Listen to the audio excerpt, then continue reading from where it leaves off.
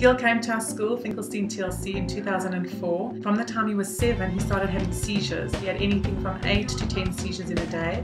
So his academic work at that time was limited because his brain was clicking over so often that he couldn't progress. You teach him a concept and he would understand it, but within seconds or minutes, his brain would start again. And so what you had done with him was kind of undone and rendered null and void, and frustrating for him. Gil's academic functioning is junior primary function, albeit that he is 21 years old. You see such a discrepancy between what he knows and what he's actually able to put into practice on an academic level. But it never broke his spirit. Gil's always had an amazing spirit. His family obviously have been amazing to him throughout the process and looked for every avenue to try and stop his seizures and give him every opportunity. He had brain surgeries, and we have the Gil that we have today, who is, thank God, seizure-free. Throughout all of this, Gil's always loved to draw. He developed a passion and started drawing cartoon pictures of people in his world, and then had a whole explanation for them. He drew these, but we realized that there was a frustration because Gil finds writing very hard. So Gil needed somebody to scribe for him. It slowed the process because when somebody's having to ask you questions,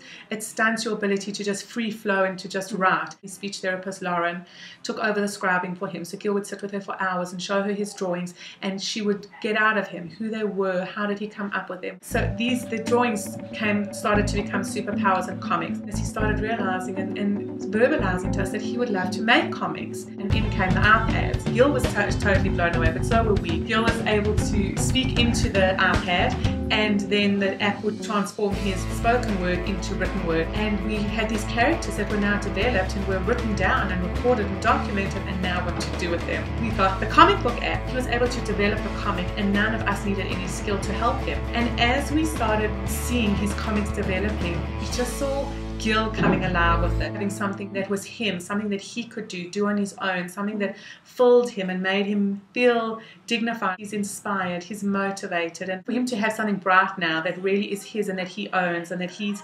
created is just amazing.